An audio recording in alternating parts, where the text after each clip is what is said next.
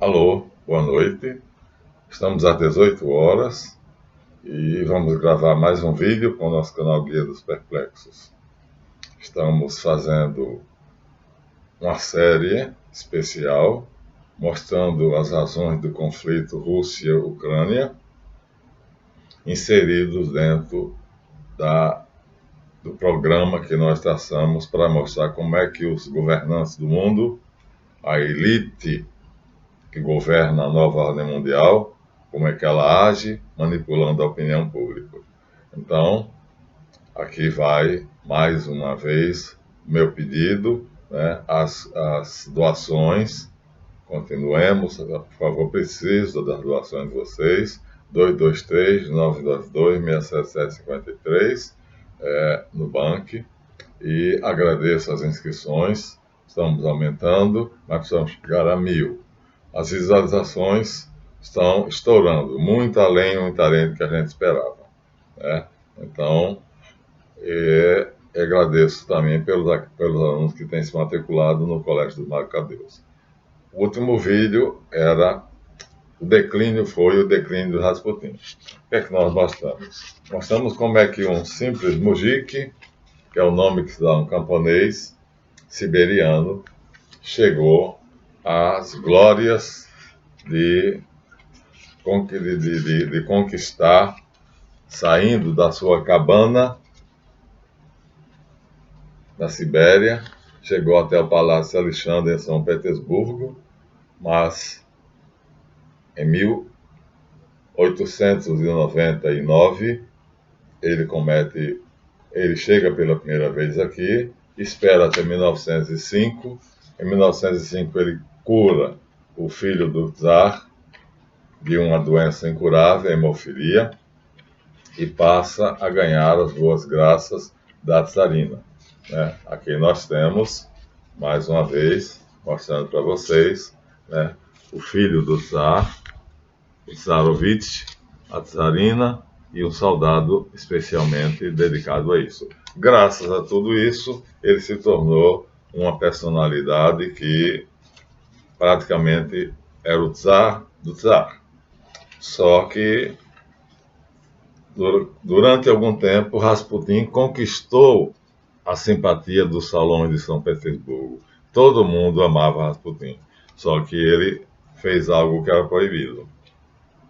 Cristo disse a ele: jamais podes te endeusar. E ele chega exatamente a um ponto onde ele percebe que tem tanto poder que ele se auto-endeusa. Vamos agora, continuando o vídeo anterior, esse endeusamento vai levá-lo à autodestruição. Vai atrair uma série de inimigos, começa o declínio de Rasputin. Ele começa a perder poderes. Então vamos mostrar agora as consequências exatamente dessa grande falha dele, desse pecado mortal, que será o assunto desse vídeo. Uma verdadeira novela de horrores, que vai ser dada capítulo por capítulo, a partir da página 36 do livro. Esse livro é escrito pelos assassinos de Rasputin, com a supervisão das filhas dele. Então vamos começar aí, o declínio. Cresce a legião de inimigos de Rasputin. Todos os deputados, ou quase todos, do Congresso, chamado Duma, estão contra ele. Sabe-se que ele nunca contou com a simpatia do parlamento. Mas quem senta nessa Duma? São estes, por acaso, os verdadeiros representantes do povo? Ele que diz isso. Não, são latifundiários, aristocratas, ricos, que não sabem o que é a miséria do povo. Não existem camponeses entre eles. Isso ele diz abertamente. Lógico que se ele diz isso contra os congressistas, no Brasil todo mundo sabe que o congressista é um ladrão. Todo mundo sabe que o Supremo Tribunal Federal está cheio de bandidos. Mas a gente, um ministro está sendo processado e o presidente vai dar o indulto, já deu o indulto a ele, porque ele disse isso. Então, Rasputin, ao dizer isso, o que é que vai fazer? Ele vai atrair contra si o ódio dos deputados, do Congresso, do Supremo Tribunal. Não existia lá na Rússia, era só Congresso e o Czar. Só que o Czar delega tantos poderes a Rasputin que ele é capaz de afrontar a Duma, o Congresso, dizendo que eles não prestam, que eles não conhecem a vida do povo. O povo vive na miséria e eles são ricos. E ele diz isso em alto e bom tom. Então, o que acontece? A Duma, o parlamento, o Congresso, reagiu energicamente. Há alguns anos, mais de um orador, direto ou indiretamente, atacou o starets, ou seja, o mago. A palavra starets quer dizer mago. O próprio presidente da Duma, Rodzianko, deixou escapar diversas vezes que já era tempo de fechar a boca daquele impertinente. Também a imprensa falava contra ele, dizendo que ele era um intrigante e não entendia de política. Você vê, então, todas as forças vão começando a se fechar ao redor dele para esmagá-lo. E ele perdeu o poder que ele tinha, que o tornaria invencível. E Rasputin fora realmente longe demais. Perdido em seu jogo de poder, concentrado em suas intrigas, deixou-se cegar pelo sucesso. A astúcia do camponês não ajudou, e ele cometeu o incrível erro de exaltar o mito da própria onipotência. Não foi bastante ser uma eminência parda. Quis sair para a luz do sol. Mas não é verdade que seja mais onipotente. Mas é muito cômodo deixar que os outros acreditem nisso.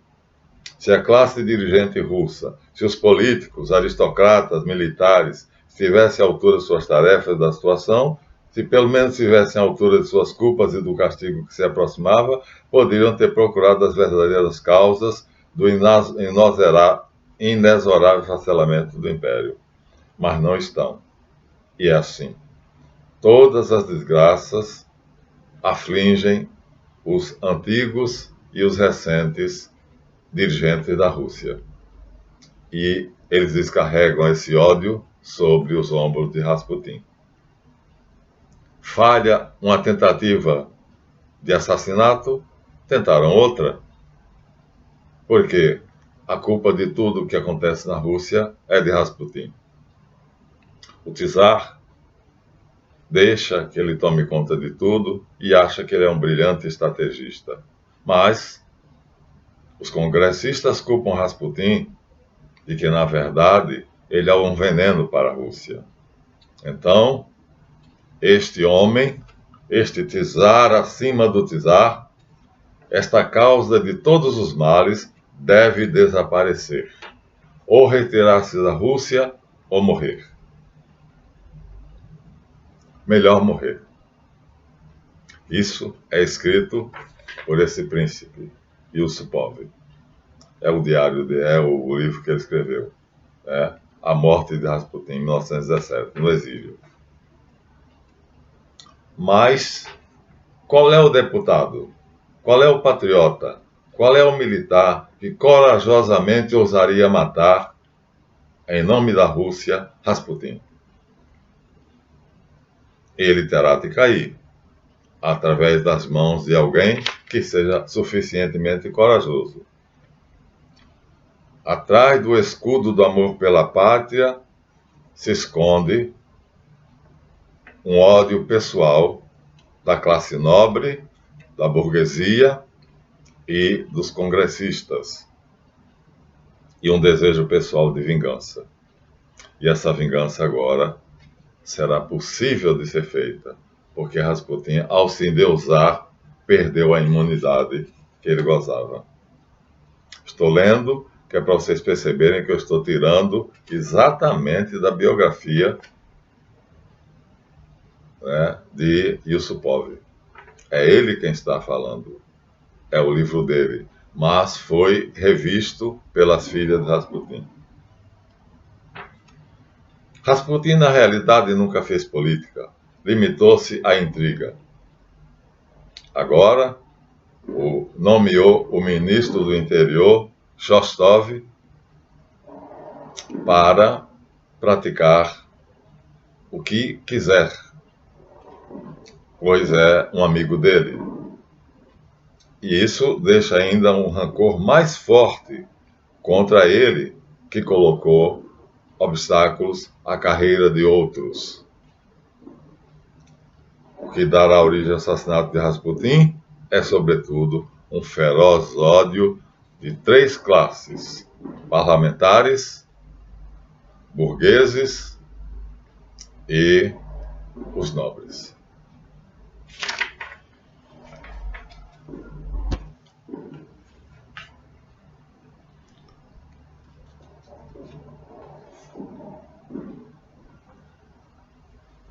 Este ódio é muito maior que o amor pela pátria e sustentará a bela, cuidada e férrea mão de Félix Yusupov, seu principal assassino.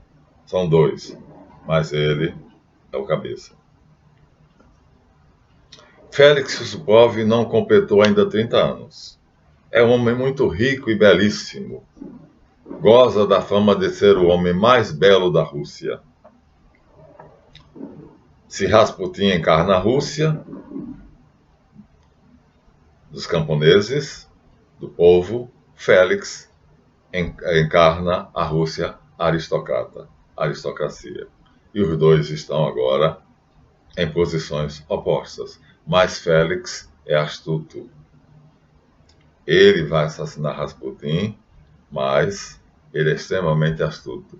Félix vive em um de seus palácios da capital, São Petersburgo, na época, na ala térrea de um grandioso edifício à margem do Moika, com sua bela mulher, Irina Alexandrovna, também considerada a mais bela mulher da Rússia.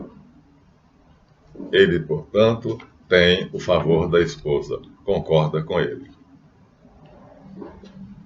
Apresentam Félix a Rasputin.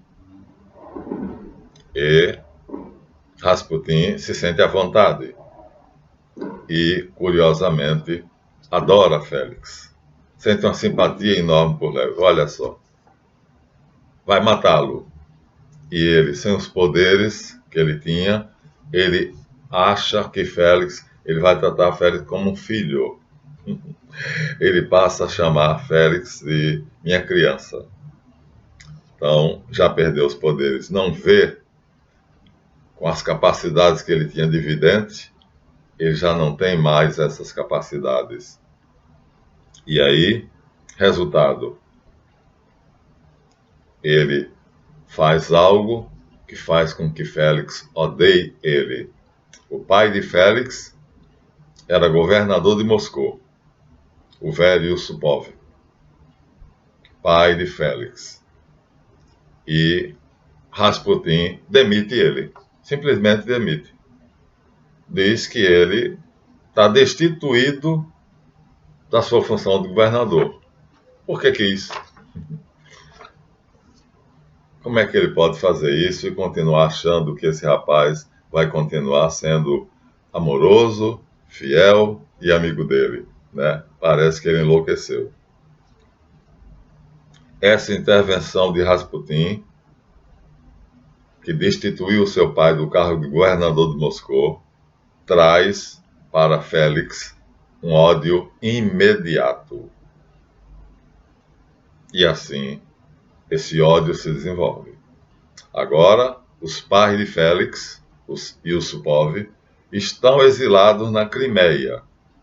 Crimeia, Rússia, voltemos agora à Ucrânia, estamos aproximando. Tomou a Crimeia. E aqui mostra o quê? Que a Crimeia foi o lugar em que os pais de Félix Yusupov, os velhos Yusupov, foram exilados por Rasputin. Logo, aqui já temos a prova de que a Crimeia pertencia à Rússia, porque se Rasputin destituiu os pais de Félix Yusupov, os velhos Yusupov, para a Crimeia, é porque a Crimeia era Rússia. Aqui nós já temos a ideia de que o presidente atual, né, da Rússia, né, esqueci agora como é que pode o nome dele, né? Então, Putin tem toda a razão. Tomou a Crimeia de volta, porque aqui está claro. Foi exilado, ele mandou para o exílio os pais do príncipe Yusupov na Crimeia. E aí Rasputin tomou a Crimeia recentemente, em 2014. Rasputin, desculpa. Putin, Rasputin. O final é igual. Rasputin. Putin tem um privilégio. O nome dele termina com o nome de Putin são as últimas sílabas da palavra Rasputin. Já está aqui que a Crimeia pertence à Rússia. Estamos no ano de 1916. Então, em 1916, a Crimeia já era da Rússia. Então, em 2014, quando Putin retomar a Crimeia, ele está retomando o que era dele, o que era da Rússia. Já aqui está claro isso. Está vendo? Estou lendo a história, estou lendo as memórias do assassino dele, que está cheio de ódio porque os pais dele foram exilados onde? Na Crimeia. E a mulher dele, aqui vai dizer mais à frente, Irina, a mulher mais bela da Rússia, casada com o homem mais bonito da Rússia. Então, ela foi visitar os sogros para amenizar a solidão deles no exílio, onde? Na Crimeia. E a Crimeia onde? Na Ucrânia. Portanto, a Ucrânia e a Crimeia são da Rússia. É isso que o Putin diz, e a mais pura verdade. Está aqui. Faz parte das memórias de Félix Yusupov, escrito em 1917. Muito bem. Então, esse mujik camponês vale mais do que qualquer príncipe. A corte o considera tão grande que ele pode insultar publicamente qualquer um, destituir um nobre, seduzir as damas, aristocratas, e, na verdade, não é mais considerado um camponês. É um insolente, precisa de uma lição. É o que todos dizem. Mas o que se pode fazer? Se toda a corte, se todos os ministros são bonecos, criaturas na mão de Rasputin. Lembrem-se, isso é o livro do Félix Yusupov, portanto, as memórias dele. A única possibilidade de salvar a Rússia é matar esse miserável. Mas não existe em toda a Rússia um homem que tenha suficiente coragem de fazer isto. Se não fosse o ódio que eu sinto por ele, também eu jamais pensaria nisso. Mas eu vou me encarregar de matá-lo. Quem vai fazer isso sou eu. Porque o presidente da Duma, Rodzianko, está ao lado dele. E é tio de Félix. Félix, então, odeia Rasputin, porque Rasputin é um simples camponês que manda em todo mundo. Manda nele, inclusive, que é príncipe. E, para acentuar esse ódio, Rasputin destitui o pai dele, que é governador de Moscou, e manda para o exílio na Crimeia. O que prova que a Crimeia é da Rússia. 1916. Putin vai tomar a Crimeia de volta em 2014. Vejam como eu estou esclarecendo através dos fatos históricos. Então, Félix já está pensando, eu vou matá-lo. Se não há um homem na Rússia que tenha coragem de matar Rasputin, eu vou fazer isso. Rodzianko, que é o chefe do parlamento, é meu tio. Então, deve me apoiar. E é possível que essas suas palavras tenham sido mais do que decisivas.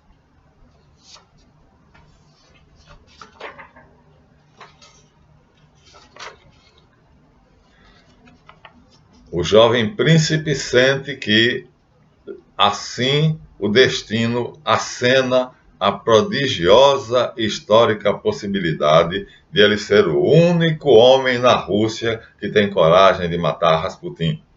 Sim, ele matará Rasputin. E assim, além da vingança, terá glória. Como é possível, ele pensa, premeditar a sangue frio o assassinato de um homem? Ele ainda tem um pouco de decência.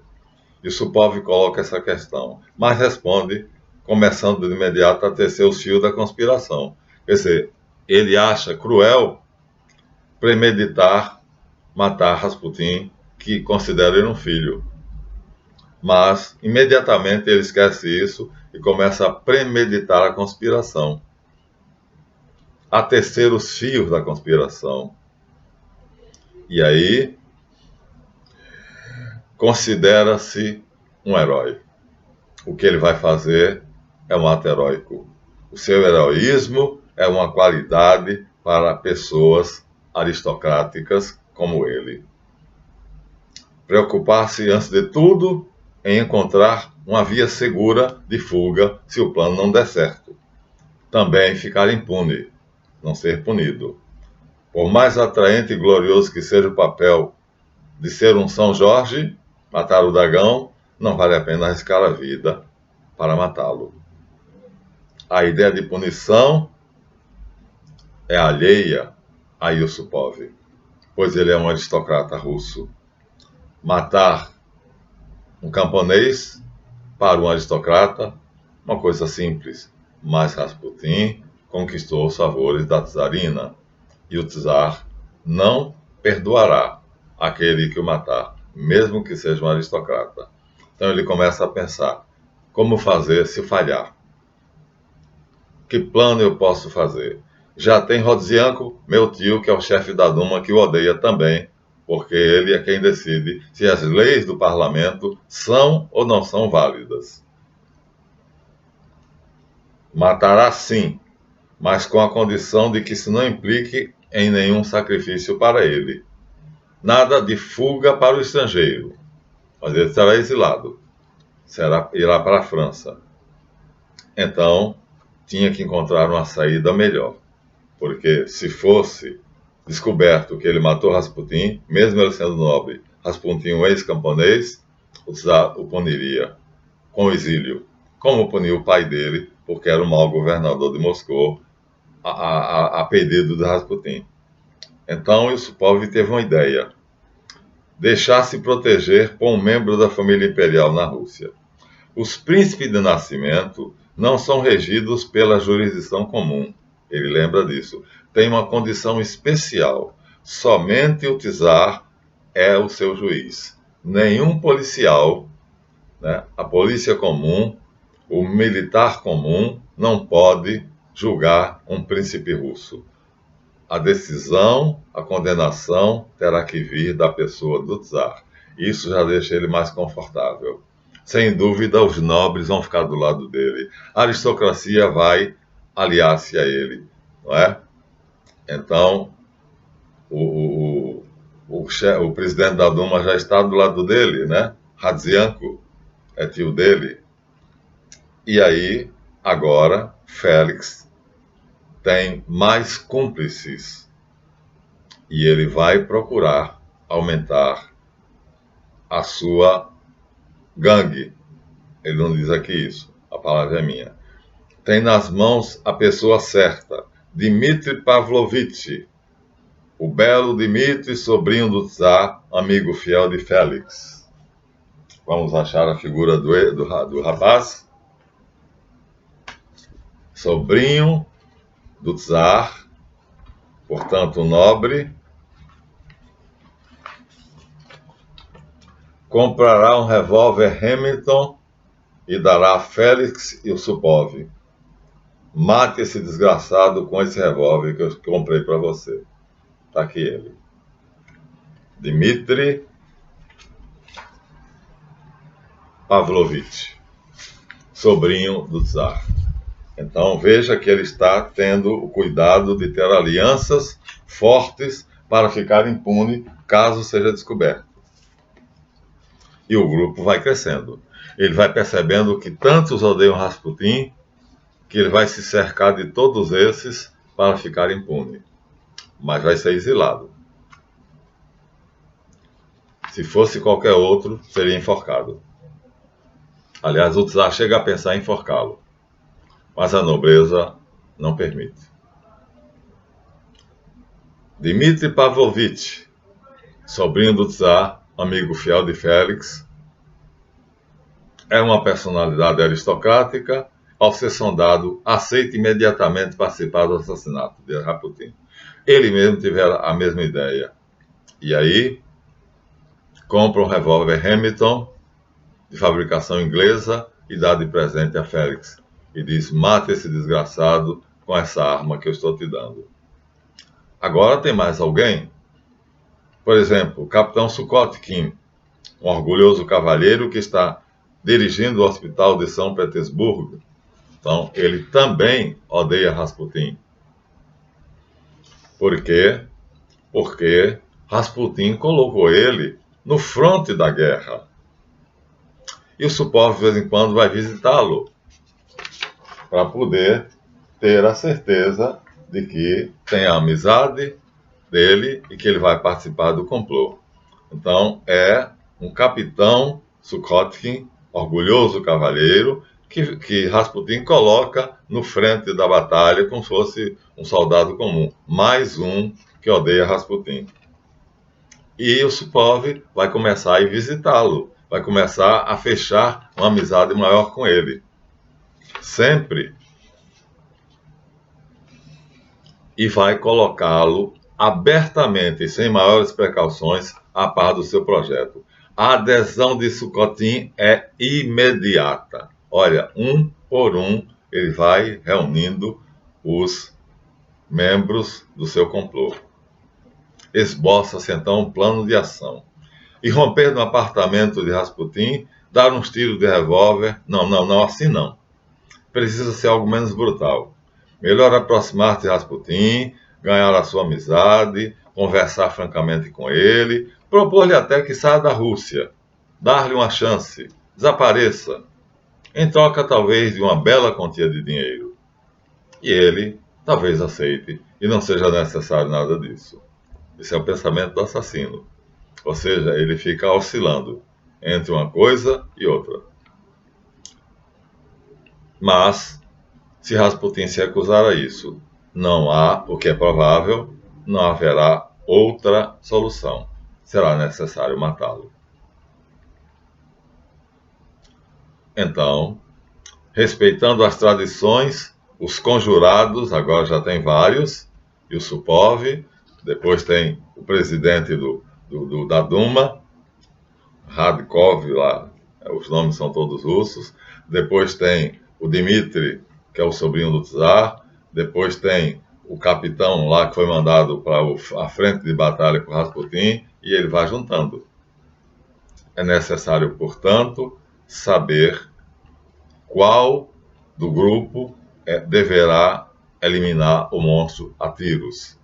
É necessário, no entanto, aproximar-se de Rasputin. Então, assassiná-lo na própria casa dele é deixá-lo de lado. O plano agora vai ser fazer isso de uma maneira cruel, covarde, perversa, ignominiosa. Fingir-se de amigo, atraí-lo para uma armadilha e matá-lo. Sim, mas como? Yusupov está justamente pensando nesta primeira ação que resolveu para si quando toca o telefone. É Munja Golovin, a mesma que anos atrás apresentou a Starets, a Rasputin. E ela diz para ele uma coisa extraordinária. Félix, Grigori Yamovitch, Rasputin, quer muito vê-lo. Por que não vai à casa da minha mãe amanhã? Responde Yusupov. Terei muito prazer em ir. E aí ele pensa, isso é, na verdade, a prova de que Deus quer que Rasputin seja morto. O telefonema de Munja, que é amicíssima de Rasputin e que pretende protegê-lo, também não desconfia de Félix e telefona para ele porque diz: Rasputin te ama como um filho e você o abandonou? Você vai lá para o fronte da guerra para visitar o capitão que Rasputin mandou para lá, você vai visitar seu pai no exílio lá na Crimeia, e Rasputin você esqueceu dele, Rasputin tá com saudade de você porque você é como um filho para ele.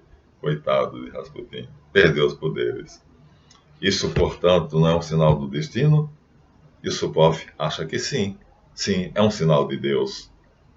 E ele não experimenta nenhuma comoção, nenhuma emoção especial. Pelo contrário, está certo de ter conseguido esconder perfeitamente sua surpresinha.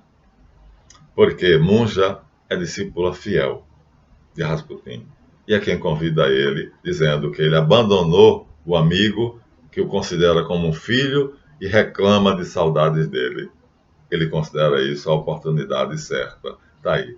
Então o plano é esse: aproximar-se de Rasputin como amigo, com todos esses conjurados, uma gangue, e o fato de Munja telefonar foi uma sorte inesperada, porque ele queria um meio de se aproximar de Rasputin.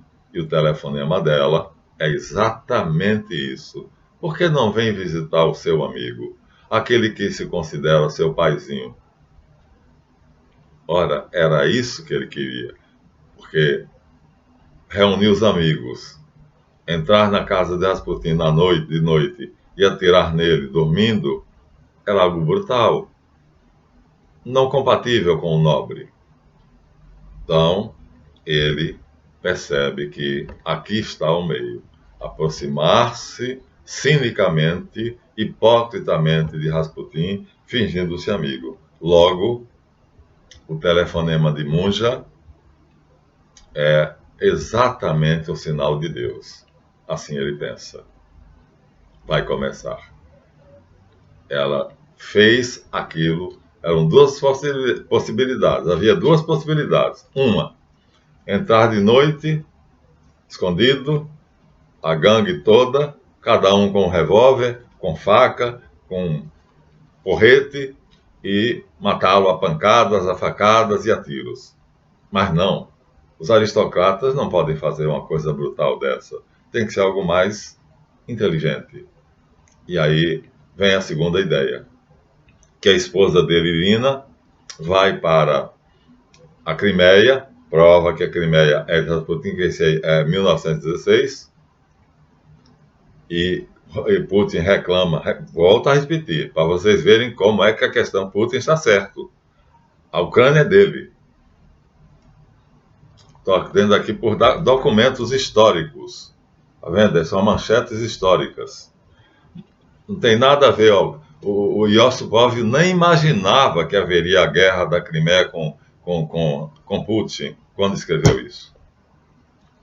Então, aconteceu. Vou parar aqui para fazer um pouco de suspense, porque terá que ser quadro a quadro.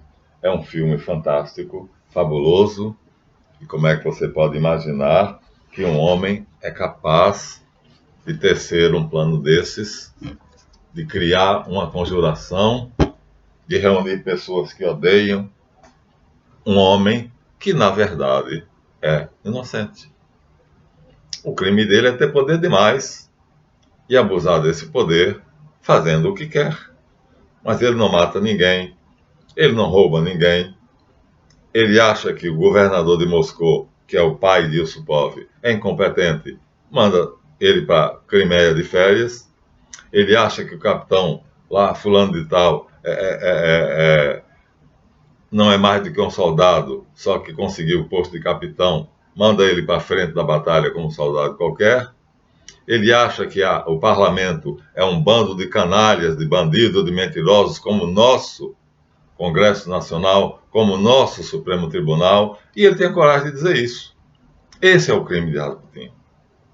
Mas isso vai atrair o ódio de todas essas classes.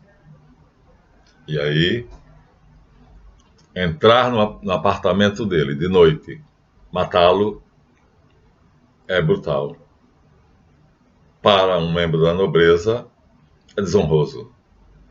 Então, tece-se um plano e os fios desse tecido são feitos por Félix Yusupov, um grande príncipe, riquíssimo, o homem mais belo da Rússia. Como alguém pode ser tão cínico, tão hipócrita, tão falso a esse ponto? Como se pode odiar tanto uma pessoa que inocentemente o considera um filho? Mas o telefone de Munja é o nome da mulher que mora no mesmo, vamos dizer assim, edifício que Rasputin, é o sinal que ele esperava do céu. Ele está me chamando e eu preciso me aproximar dele como amigo. Pronto. Vai acontecer dessa maneira. Vamos então encerrar aqui. Não se esqueçam, se você não deu o seu like, dê. É importante o dedinho. E, por favor, as doações quase que pararam. Então, faça a sua doação, quanto você puder. Pode ser modesta. No Banco 223-992-67753 é meu CPF. E não basta somente 90 mil visualizações se eu não tiver 1.000 inscritos. É difícil assim se inscrever? Eu acho que não é. Porque eu vejo canais onde tem 30 mil inscritos, 40 mil inscritos. Inscrevam-se. Então, façam suas doações modestas, aquilo que você puder, sem lhe pesar. E permita-nos sustentar os estudos, o tempo de pesquisa necessária para ler esse livro, fazer o resumo, por exemplo, uma manchete histórica e apresentar a vocês aquilo que muita gente está dizendo aí, besteira, mentira e à vontade. Alguns até estão falando a verdade, né? Eu compartilho no meu Facebook. Se você for no meu Facebook, você vai ver aqueles que falam a verdade. Mas eu decidi tomar para mim esse encargo de esclarecer essa questão. Putin é ou não é o dono da Ucrânia? É. Já vimos ali. Ele manda para o exílio na Crimeia os pais de Félix Yusupov. A princesa Yusupov, esposa de Félix, vai para a Crimeia para visitar os sogros. Ora, a Crimeia é a primeira parte da Ucrânia que Putin toma para si, através de um plebiscito feito por volta de 2014, há pouquíssimo tempo. 2014 para 2022, são o quê? Menos de 20 anos. Então, agora já sabemos, a Ucrânia pertence à Rússia. Sempre pertenceu. Ali está claro. Yusupov nem imaginava que haveria essa guerra. E escreve ali nas memórias dele que os pais dele foram exilados na Ucrânia, que a esposa dele, a bela Irina, ia visitar o sogro na Ucrânia, especificamente,